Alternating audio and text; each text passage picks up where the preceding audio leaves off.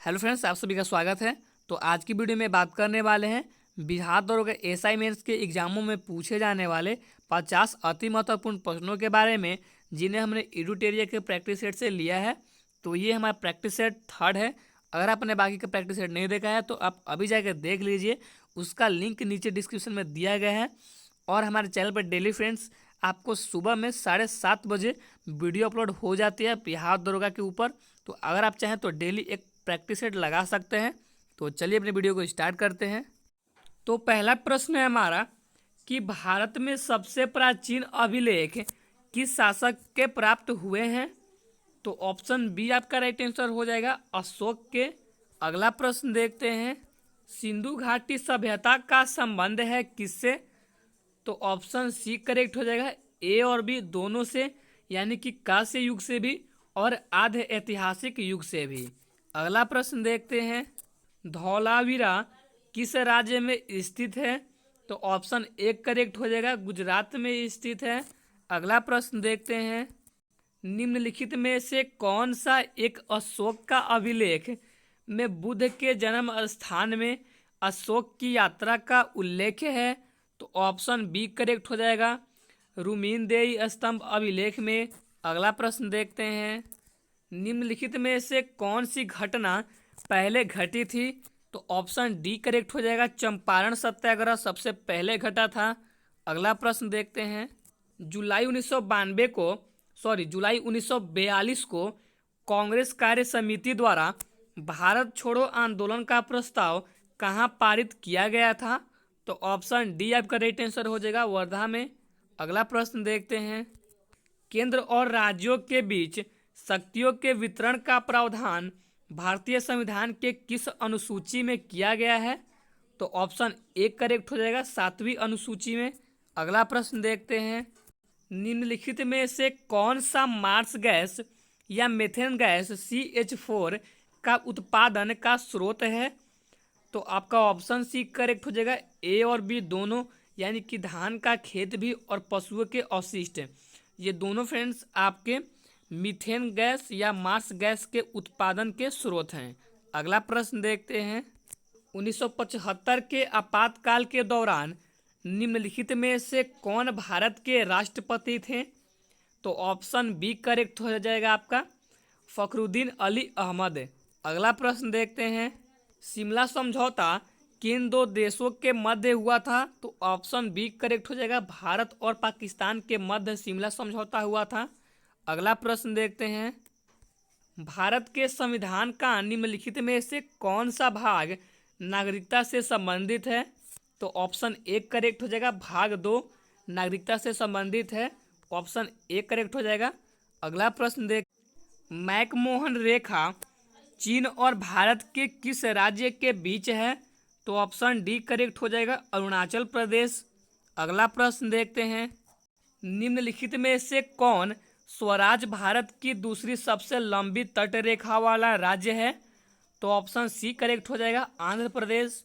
अगला प्रश्न देखते हैं, मिट्टी मृदा के संबंध में निम्नलिखित में से कौन सा कथन सत्य है।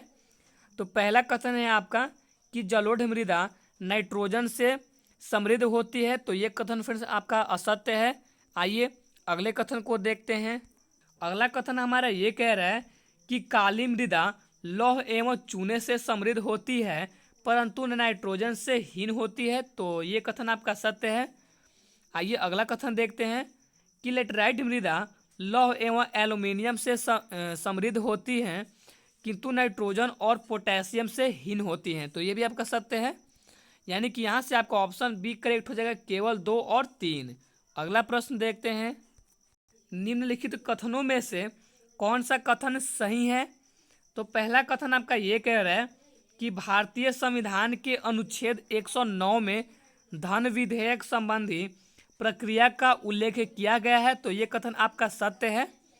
दूसरा कथन हमारा ये कह रहा है कि किसी भी विधेयक को सदन में प्रस्तुत करने से पूर्व राष्ट्रपति की स्वीकृति लेनी होती है। तो ये कथन आपका असत्य है, यानी कि ऑप्शन ए आपका राइट आंसर हो जाएगा, केवल 1।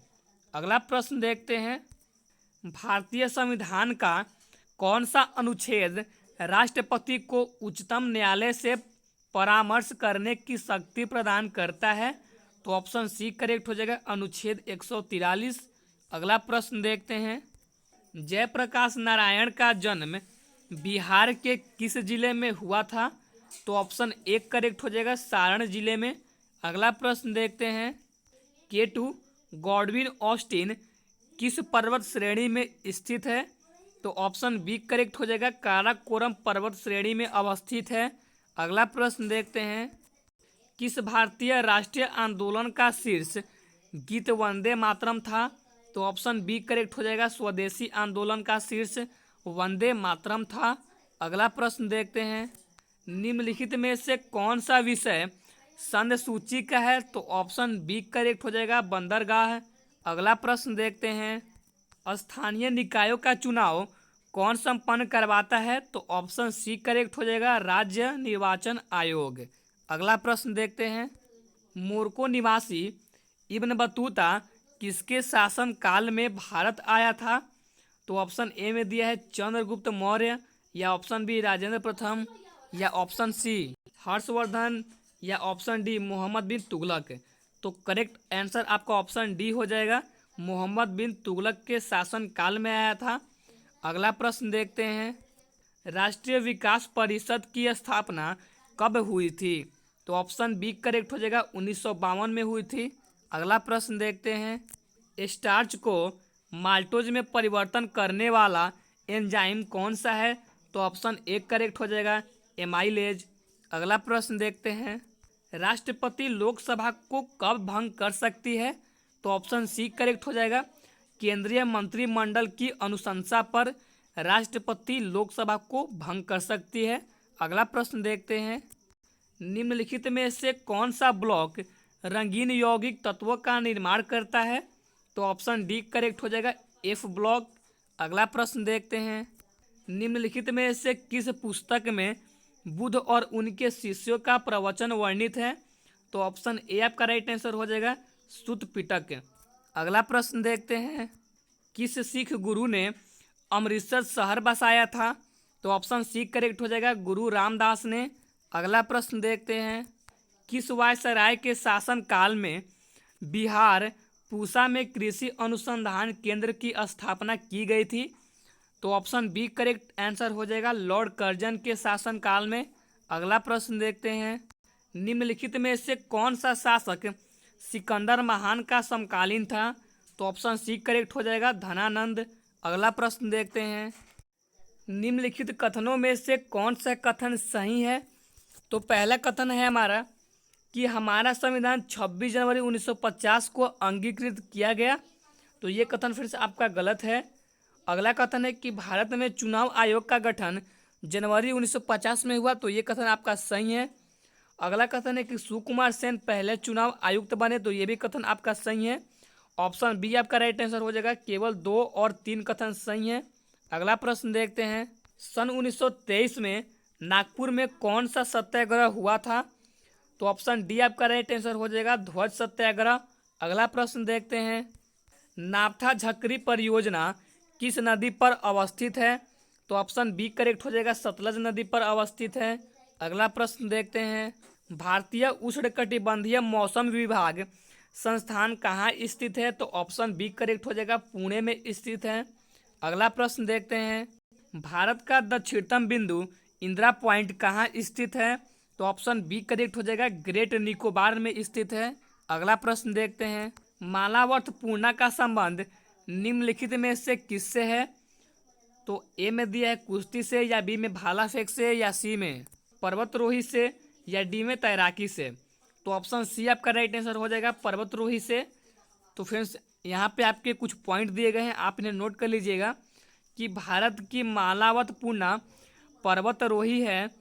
6 महाद्वीपों की सबसे ऊंची पर्वत चोटियों पर फतह करने वाली दुनिया की सबसे कम उम्र की आदिवासी महिला बन गई हैं। तो ये प्रश्न आपके एग्जाम में पूछा जा सकता है, में भी चांसेस है, तो आप इन्हें नोट कर लीजिएगा। अगला प्रश्न देखते हैं।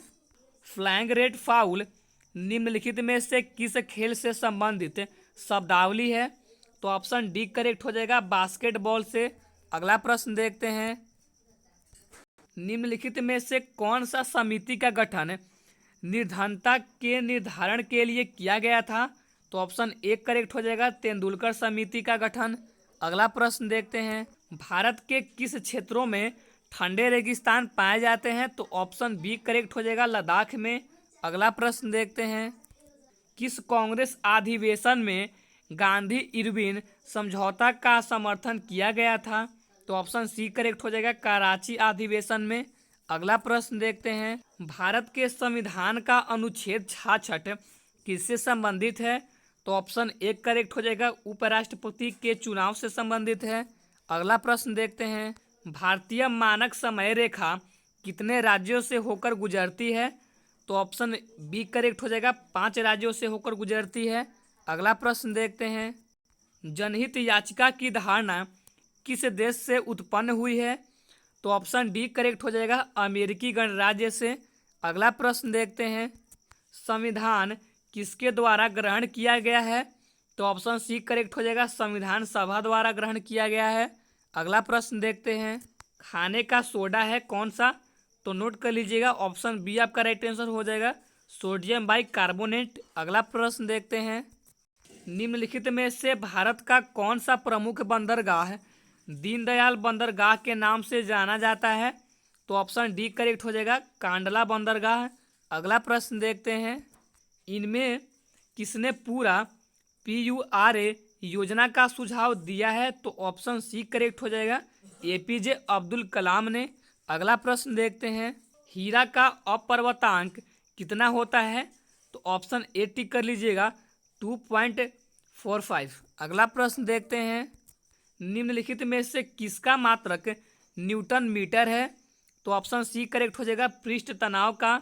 अगला प्रश्न देखते हैं, निम्नलिखित में से किसने राष्ट्रपति शासन को मृत पत्र की संज्ञा दी? तो ऑप्शन बी करेक्ट हो जाएगा, भीमराव अंबेडकर ने। तो फ्रेंड्स यहीं पर हमारी वीडियो खत्म होती है, तो मिलते हैं नेक्स्ट वीडियो में। अगर हमारी वीडियो आपको अच्छी लगी हो तो आप हमारी वीडियो को लाइक कर दीजिएगा। चैनल पर नए हैं तो चैनल को सब्सक्राइब करके नोटिफिकेशन बेल को ऑन कर लीजिएगा,